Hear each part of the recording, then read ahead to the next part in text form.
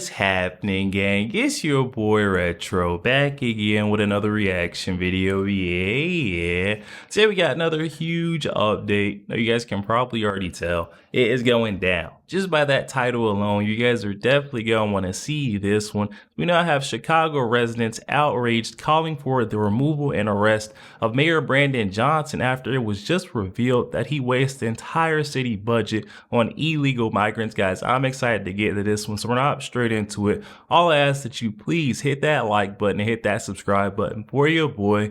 And without further ado, let's get straight into it, folks. Check this one out. At City Hall this afternoon, a high-stakes meeting between Mayor Brandon Johnson and leaders from Chicago Public Schools and the Teachers Union. WGN political reporter Tamon Bradley has details on that.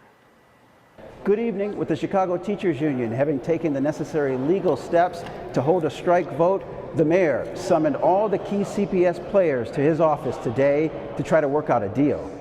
Today, the major players in the Chicago Teachers Union contract stalemate sat down behind closed doors. Today's focus was getting everybody in the room to work through what essentially turns out to be a handful of issues that I don't believe are overly complicated and ones that I expect to get done now. Calling the two-hour session frank and open, the mayor stressed the meeting was not an official bargaining session. And it's going to require both sides to dig in and spend the rest of this evening, tomorrow morning, nonstop, to be able to settle these handful of issues, because we have to keep our children in the classroom. The meeting comes as the stakeholders try to figure out who should pick up the tab to cover a $175 million pension contribution for non-teacher staff. The mayor wants the district to pay for it, but CEO Pedro Martinez has been reluctant to do that. As for the teacher contract, Martinez stressed he's ready to strike a deal. I am proud of the success we've made. I am proud of the fact that we are there very close to doing a deal. I see no remote possibility of a strike because none of these areas we're just that close. The powerful head of the Chicago Teachers Union, Stacey Davis Gates, has a different view. She voiced frustration with Martinez, saying he stormed out of the meeting early. I have never witnessed a display more disrespectful and dismissive and arrogant in my life. I have no idea what the CEO is doing right now. I don't know what his end game is. I don't know what he wants. Kind of a different readout depending on who you ask. No details tonight about how to pay for a new CTU contract. Reporting from the mayor's office, City Hall, Tamon Bradley, WGN News. So, Chicago is facing its own budget deficit, y'all, okay?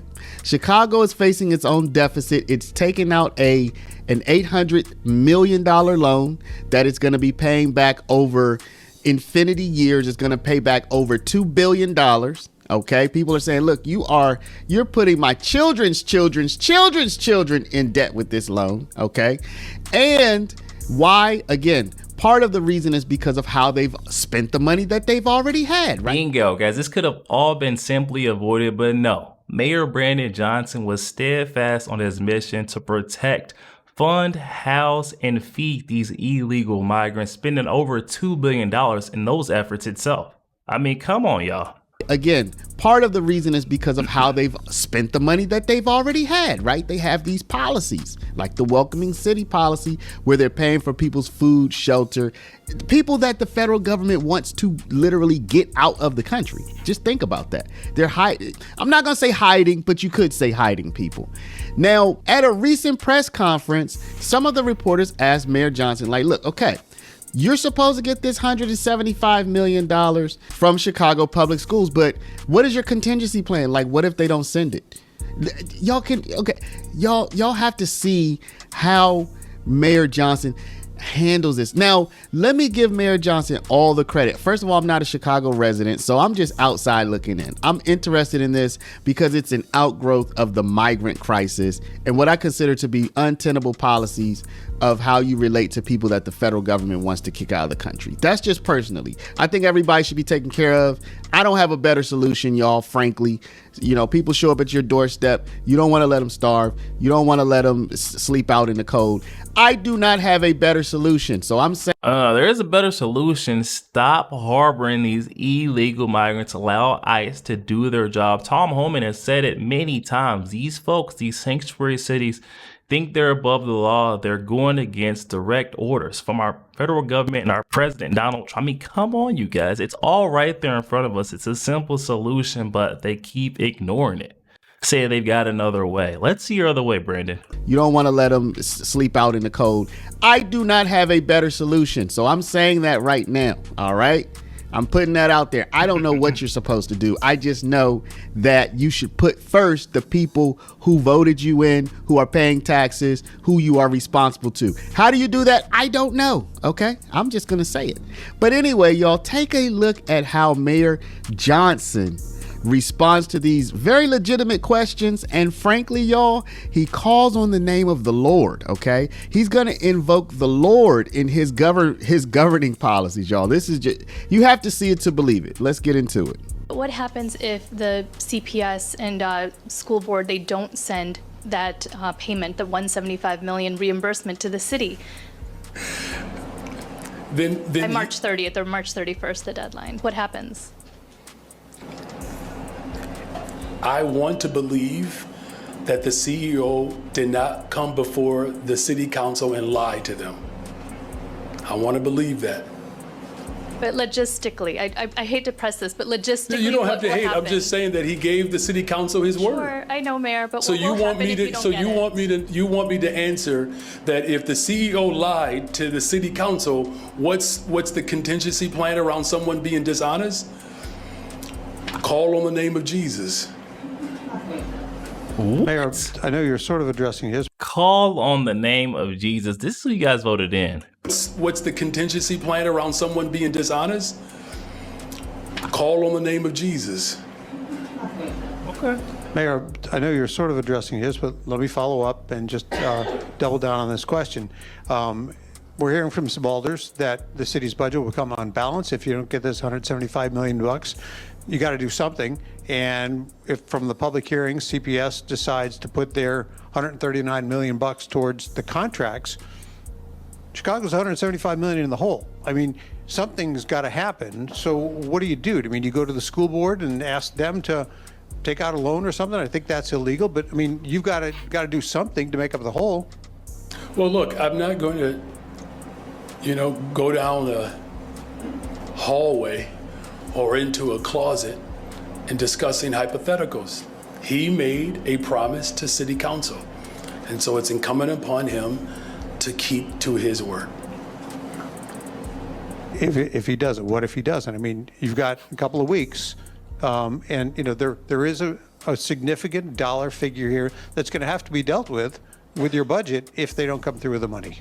Yeah, so again, the CEO stood in front of members of the city council and made a commitment to do what the school board ultimately has to prepare to do at a more significant scale as we work to disentangle the relationship between city government and Chicago Public Schools.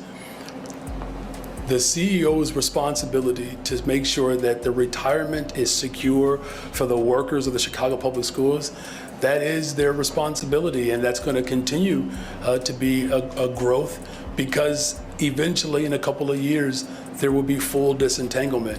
So it's a good muscle to build.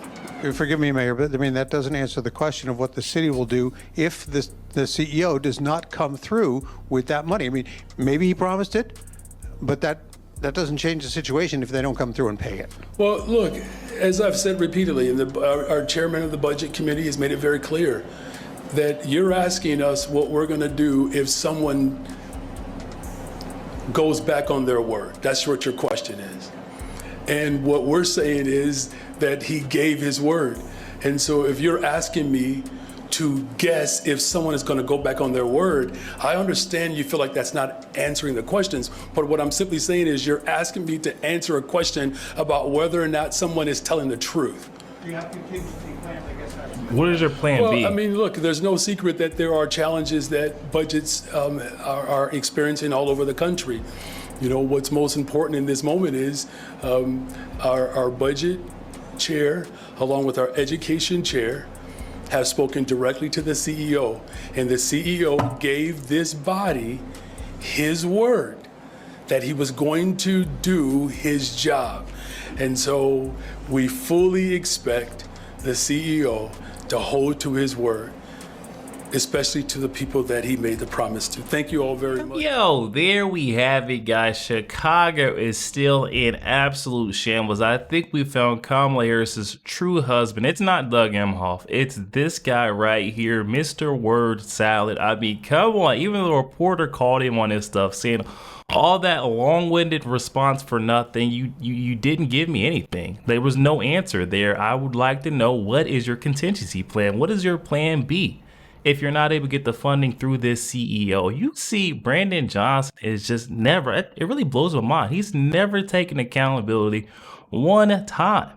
Every single time he gets up here, he does these briefings, you see him pointing all around the room, pointing the responsibility to someone else. What about that oath of office that you took? That oath to protect and serve the citizens of your city? It doesn't make sense to me why everything all of a sudden falls out of his jurisdiction.